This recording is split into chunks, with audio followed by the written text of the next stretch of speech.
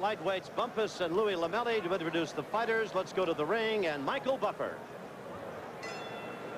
Ladies and gentlemen, good evening and welcome to the Palmer Auditorium here in Davenport, Iowa, one of the corners of the Quad Cities on the banks of the Mississippi River.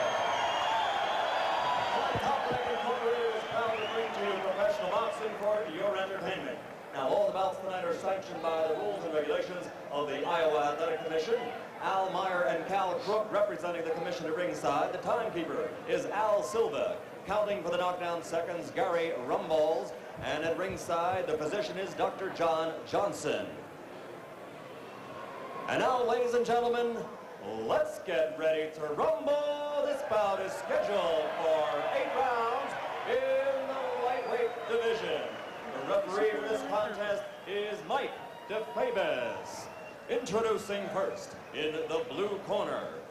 He's wearing the red trunks with black trim and weighs an even 138 pounds from Elkhart, Indiana. His professional record an excellent one. 24 victories, only 5 defeats and 1 draw. 14 by KO. Introducing Jeff, the Tasmanian Devil, Bumpus. And his opponent in the red corner, wearing the solid blue trunks and weighing an even 137 pounds, from Melrose Park, Illinois. He is undefeated as a professional, 13 consecutive victories, 11 by KO. Introducing Louie Lomeli. Louie Lomeli in the blue and Jeff Bumpus in the red, trimmed in black. And the Iowa boxing rules out. Well, a 10-point most scoring system in effect. 2 judges and the referee score a little different than we're used to. There is no standing 8 count here, but the 3 knockdown rule is in effect. 3 knockdowns in 1 round, the fight will be over. You can be saved by the bell in any round here, even the last round. That's different, and the physician can stop the bout. Ordinarily, only the last round would the bell save you in, but in this one, why, if you're down and he's counting and the bell goes off, well, you've got a new lease on life. Boy, they come out quickly. Well, Jeff Bumpus always comes out quickly.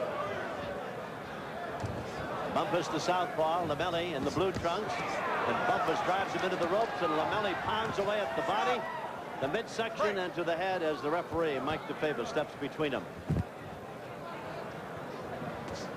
Bumpus in the red trunks, trimmed in black, and Lomeli in the solid blue. Oh, good solid right hand by Bumpus. Good uppercut. Bobs and weaves and works his way inside very well.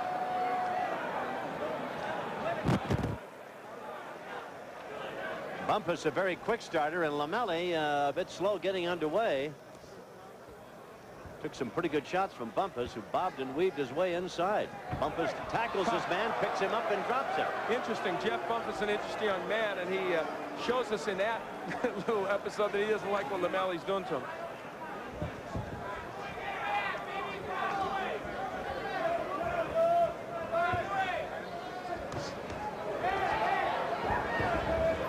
Bumpus has been in against some very tough cookies in this lightweight division. Consider the IBF champion now, though he wasn't then, Greg Haugen, Vinny Pazienza, who's going to be fighting Haugen down the road in about a month, and then Julio Cesar Chavez, who is just magnificent. Well, Bumpus fought all 3 of those guys, one right after the other. He will take on just about anybody, and I'll tell you, he's a rough man in there. He's hard to discourage. And lost that fight with Ali on cuts. And he interestingly said that Terrence Ali was one of the lightest hitting lightweights he ever faced. What happened was there was a cut that stopped the fight, and according to the rules, the man who was ahead at the time, and that happened to be Ali, in the opinion and the scorecard of the judges, it was called a technical draw and a win, a technical decision and a win for Terrence Ali. Bumpus in the red, trimmed in black. Lomeli the taller of the 2 men. Louie Lomeli has good boxing skills. We're seeing that already with the jab, the good uppercut. Boy,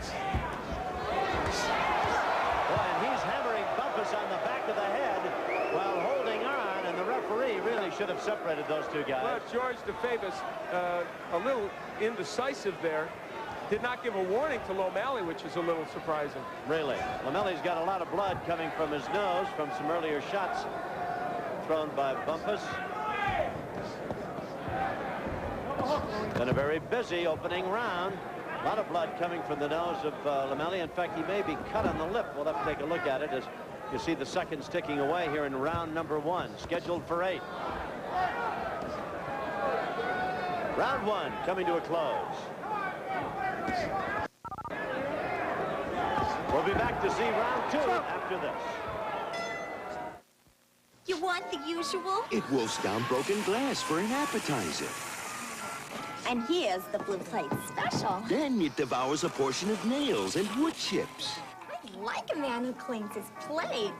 Have a drink. This insatiable appetite belongs to Shop Vac, the powerful wet and dry vacuum that cleans messes which would kill an ordinary vacuum. There's only one Shop Vac, so if it doesn't say Shop Vac, keep shopping. Anything else, big boy? Fixing this water damage will cost $1,200. Could I have prevented it? You could with Thompson's Water Seal. This water damage is going to run $750. What would have stopped it? Prevent water damage with Thompson's Water Seal. Simply brush Thompson's on wood, brick, or concrete, and it penetrates to form a barrier water can't get past, even when driven by 98-mile-per-hour winds. This time, I'm going to protect my new deck with Thompson's Water Seal. A great defense against repairing. Bumpus, when he gets on the inside, is dangerous. There's the good right hook to the head of Lomeli and comes back with the left hand. That's what Bumpus does well. He's a good inside fighter. Back to live action. This is round 2. In case you've just joined us, Bumpus is in the red trunks. Shorter the two men, trunks trimmed in black, and in the solid blue, that's Lou Lomeli. Who'd you give the first round to, Al? I gave it to Lomeli by just a little bit, 10-9, because I'm surprised at that. Well, I just thought he did some very good work on the inside with the uppercut and landed some jabs, and just barely by a little bit, even though Jeff Bumpus was coming in and being aggressive. Bumpus is the southpaw. He's with his back to you there, and you're looking at Lomeli almost head-on. Get that head up. That's interesting. Bumpus felt he was butted, and DeFabus said, get the head up. A good uppercut by Bumpus. So the weapon that Lomeli used well in the first round, Bumpus comes back. Good straight left by Jeff Bumpus. Even though I gave Lomeli the first round, I got to tell you, the style of this fight is much more suited to Jeff Bumpus. And if it goes like this, Bumpus really will have a good shot at victory. He just scored with a solid right-hand lead on Lomeli, and he's been working very well to the body inside. Of course, I think that's basically a style. He's got to bob and weave and get himself inside. Lomeli has got him against the ropes and lathering him pretty good now. Misses with a wild right hand, and Bumpus is holding on. He may have Jeff Bumpus hurt. Now, you listed all those good fighters that Jeff has fought, and few of those guys have ever hurt him. You know, it's strange. DeFabus, the referee, just cautioned Bumpus for holding it. He did nothing about Lomeli, who was holding and battering him in the back of the head in the middle of the first round. That is odd.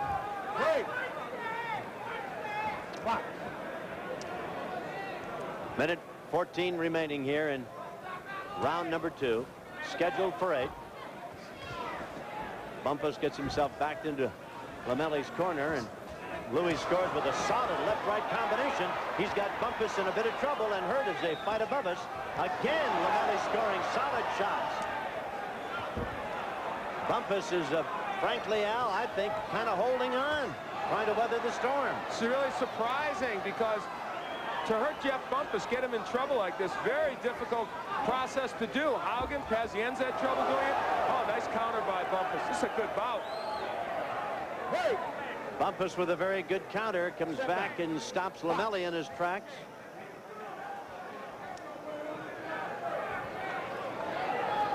Round 2, scheduled for 8. Bumpus seems to have weathered whatever trouble he was in. Handful of seconds remaining. I'll remind you that at the end of the round, we're going to go to John Saunders for an NHL Stanley Cup playoff update. So stay tuned for that as round 2 comes to a slugging close. We'll be back to see about round 3. Now let's see about some hockey. Back to top-ranked boxing in just a moment, but first of all, this Road to the Cup update. First from the Adams division, the Montreal Canadiens down 2-0 to the Quebec Nordiques. They go into Le Colisée trying to get at least a victory here, and they're already up 2-0, but the Nordiques come back. Michel Goulet back to the point to Picard, swings it over to Silton in. What a shot! He scores, makes it 2-1. But now Montreal on a 2-man advantage. Picture perfect passing. They get it around here. Naslund gives it off to Robinson. Back to Naslin, who lets the wrist shot go 3-1. Jeff Brown then from behind the net as the Nordiques get back in. It gives it in front to Normand Rochefort, all alone in the slot. 3-2. Quebec tightens the lead, but Shell Dahlin sends it back to the point where the shot is let go at the 17-minute mark. Montreal takes a 4-2 lead, and that is the score. At the end of 2 periods, the Montreal Canadiens leading 4-2. The other game, the Patrick Division, the Flyers leading the Islanders 1-0. Right now, let's go back to top-ranked boxing. Louie Lomeli came back well in that last round after he was in some trouble, landed the good left hook, and look at him work to the body and then the head of Jeff Bumpus, who was in trouble. Al Bernstein, but seemed to weather the storm and kind of came on a bit himself at the end of round 2. And here we go to round 3. As you can see, Al Bernstein has given Lomeli both rounds 1 and 2 by a point. Though round 1 was, though round 1 was very, very close. But I thought in the second round, Lomeli came out. Bumpus complaining again to George DeFavis. At a certain point, I think Jeff's going to decide that's not worth it, because DeFavis doesn't even look at him half the time when he complains anymore. And now Bumpus being the aggressor, scoring with a right and then a left. He's the southpaw, the shorter of the 2 men. Straight right hand stops Bumpus moving in. And they fall into a clinch. It's been a very tough fight. I mean, it is indeed. Nobody's asked for any quarter, and none has been given. Not at all. And you know, as I said in the second round, it looks to be like the kind of a fight Jeff Bumpus wants. And yet Lomeli, a little bit more of a boxer-puncher type, has held his own even on the inside. And you can see he can get that right hand in when he wants it. Right. Bumpus working to the body with effectiveness, and Lomeli scoring with straight right-hand leads. Bumpus drives him against the rope, scores with the left hand. Has Lomeli in the corner, but Lomeli trying to fight his way out, and Mike DeFavis steps between them. I'll tell you one thing, Jeff Bumpus isn't getting any favors tonight from the referee. No.